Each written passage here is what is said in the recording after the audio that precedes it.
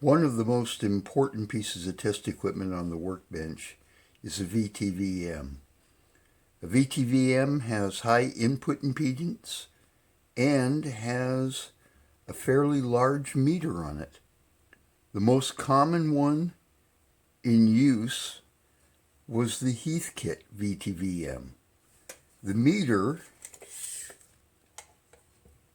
is a 5.5 inch by 4.5 inch meter, big enough to see from across the table. I have two of them here. One is an IM13 and the other is an IM28.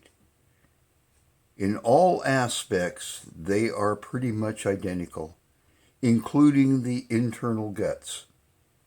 The meter movements have the same part number. The holes for calibration are identical.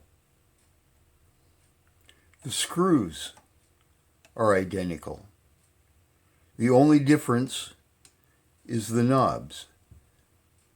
Now these knobs on this IM20 or IM13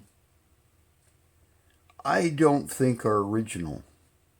They have a dot on the top and on the side, but the original one I thought had a line here and a line on the side indicating its position.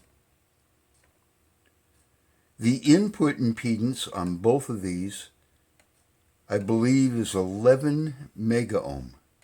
Now which one do I use? I like the looks of the IM13, but I'm going to use the IM28 for now. I'm going to change the two face plates here, and I'm going to stay with the original knobs. So let's get started. The IM28 has 3 screws on the bottom, 3 screws on the top, and has 6 screws on the back. It also has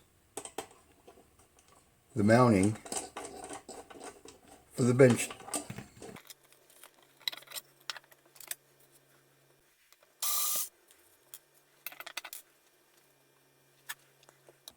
The IM13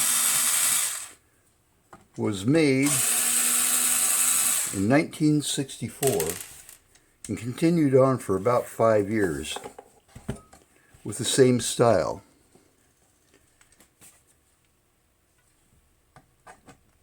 Around 1965, they upgraded the style to this new color and called it an IM28. They kept the same internal guts and continued manufacturing it. It wasn't until about 1971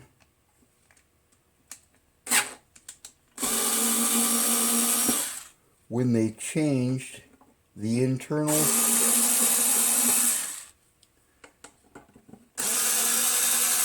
makeup and put all the components on a PCB. Now I've never seen a PCB IM28, but from the pictures that I saw,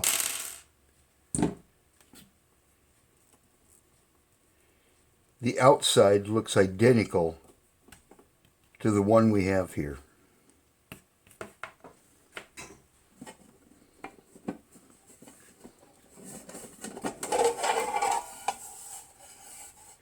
Here we have the inside, which looks fairly clean. There's a little bit of debris here and there. We have the power transformer here.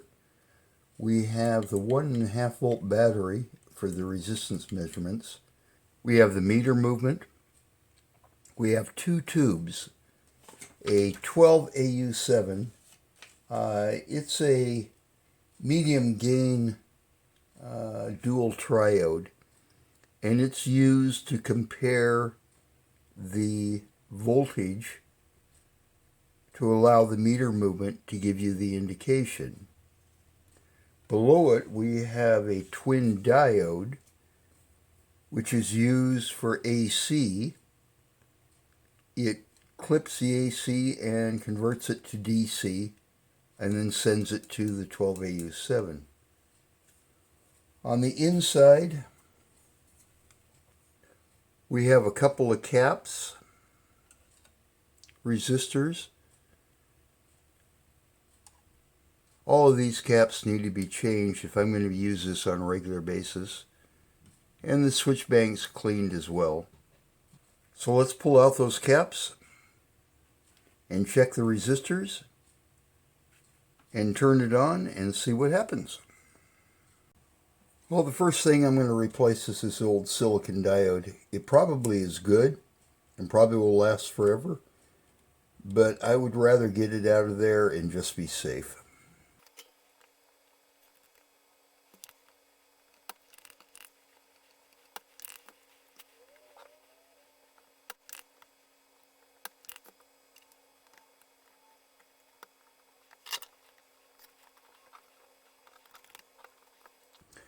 And I think what I'll do is get this capacitor lead undone while this is desoldered.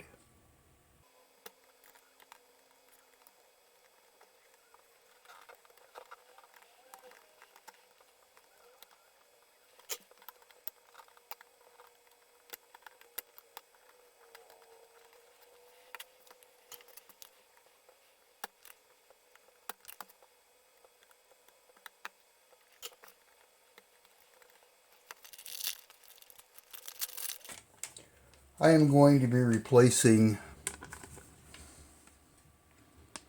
that diode with a 1N 4007.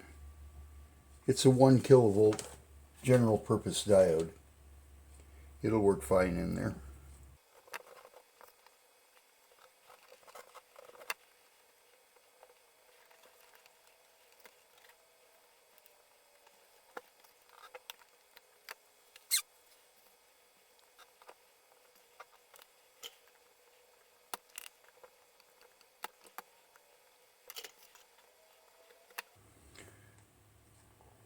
Okay, and that capacitor is a 20 microfarad at 150 volts. Looks like the date code on it is 1981. I'm going to be replacing this with a brand new Sprague.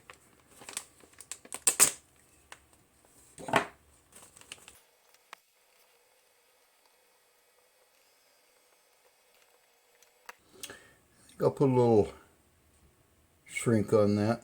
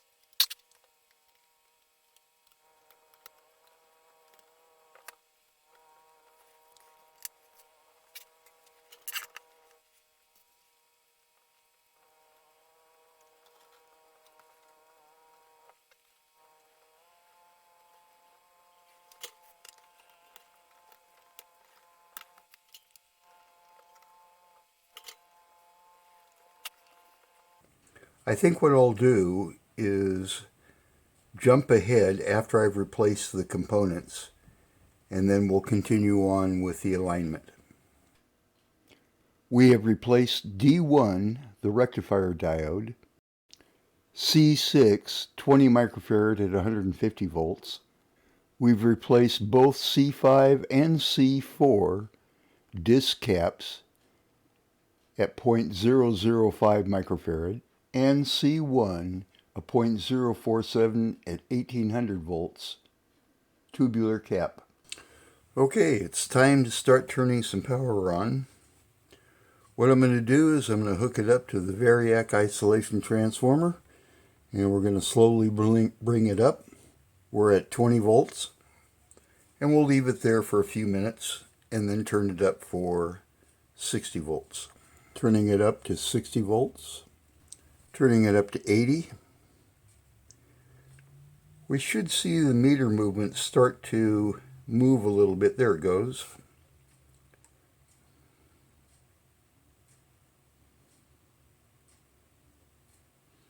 That's just the tubes warming up. We're at 100 volts. Now 120 volts. We're going to leave it at 120 volts, let it warm up, and then we'll start making some adjustments. Okay, we've been warming up now for about a half an hour. Everything looks good. What we need to do is first zero the meter. In order to do that, we need to turn it off. Then adjust this meter for 0. There we go. Next we need to do a DC calibrate. The first thing we need to do is the 0 volts adjust. I'm shorting the leads out and adjusting the 0 volt adjust here to 0 volts. Setting the switch to 1.5 volts. Taking our DC power supply. It's set to 1.5. And we're going to adjust the DC calibrate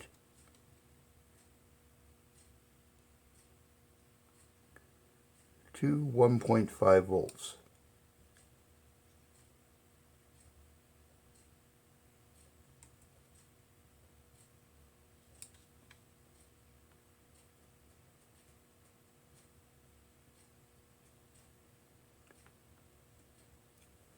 Okay. Next is the ohms adjust. We're going to set this to infinity.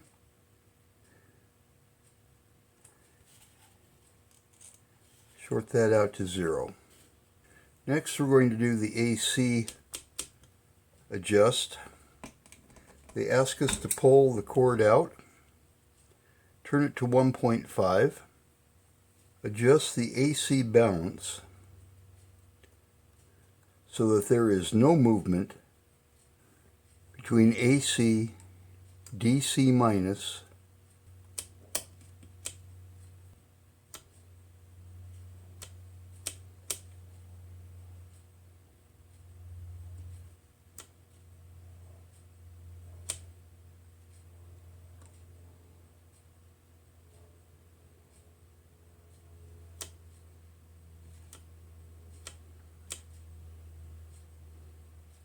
that's pretty close. The next thing we need to do is to test the AC line voltage.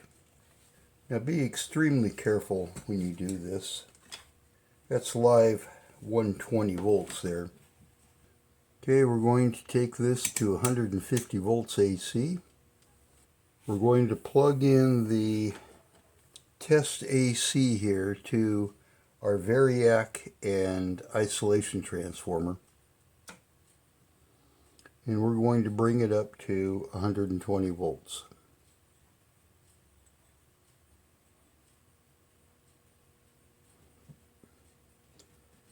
Now that should read 120 volts there.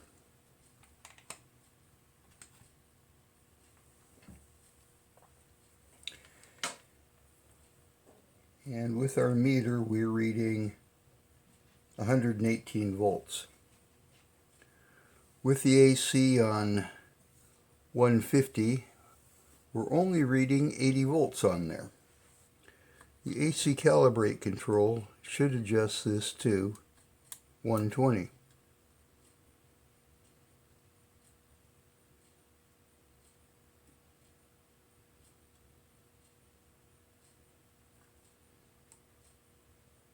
Or 118. What were we reading on the AC? 118.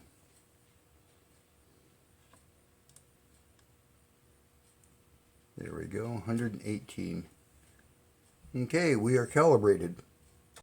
Now I have brought out my voltage calibrator. It is an AD584. And we're going to hook it up to 12 volts off of my bench power supply. So let's measure that.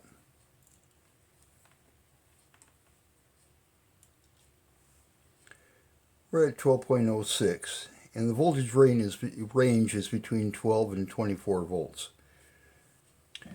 Now we'll go to the test point, and I am set for 2.5 volts on this. Let's turn it on, and it should read 2.5 volts. 2.499 volts. The indicator here is 2.499 volts. So that's good. So let's go to DC plus, the 5 volt scale. We're going to turn the switch on the probe to DC. This should read 2.49 volts. And it is reading 2.5. So let's go with the DC Calibrate here, and let's bring it down to 2.499, right there. Okay, let's do a final check here. I've got my meter set at 5 volts plus DC. The power supply coming in is 1.44 volts.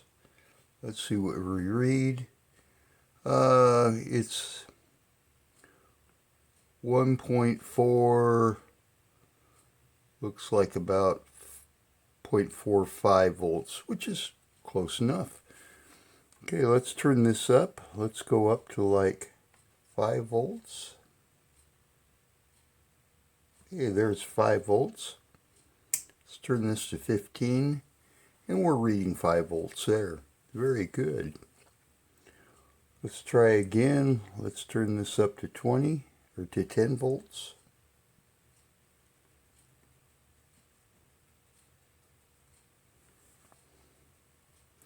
And it looks like we're reading a little over 10 volts here. Let's see if our zero adjust is right. It is.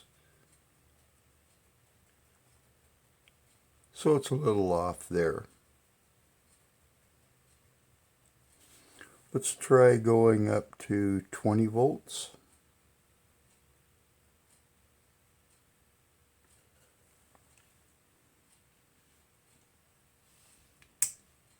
Put it to the 50 volt scale, and we are almost right on 20 volts.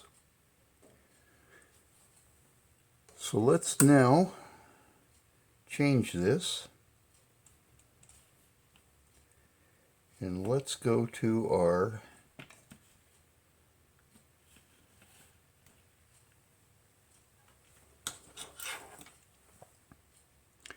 AD584.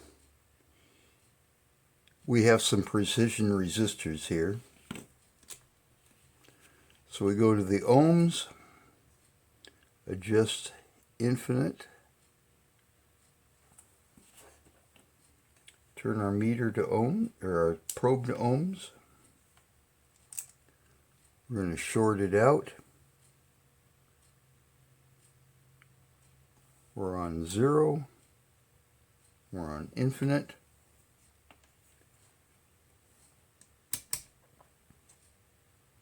First should be 100 ohms, so let's go to 1K.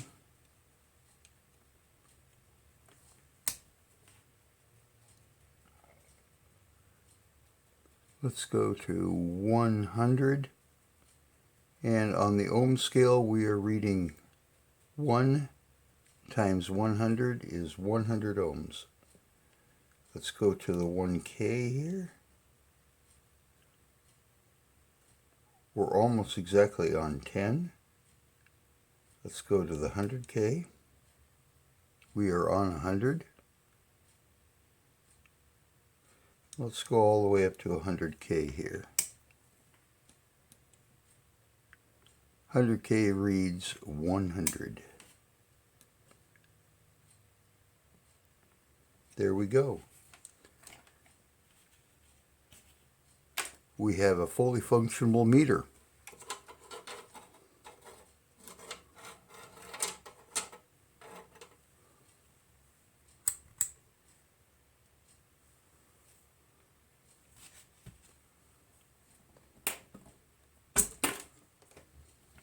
Let's clean it up and replace the faceplate, put it back together again, and put it onto the bench.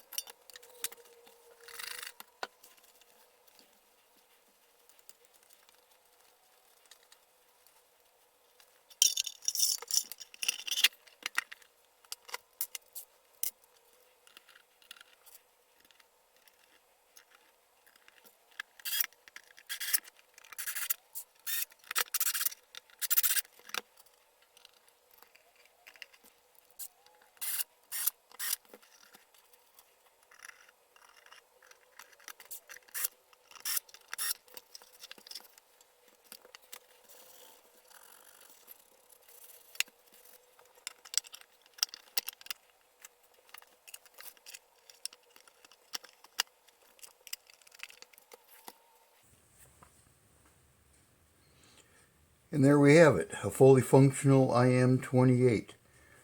In future videos, we'll be using the AC function on this hooked up to the output of a speaker on an old tube radio to do the IF alignments. This should work fine with this big meter. Let's go ahead and put it on the bench and continue on. If you found this video useful or entertaining, give me a thumbs up and don't forget to click on the bell icon to be notified of upcoming videos. Stay safe, stay healthy, and thanks for watching.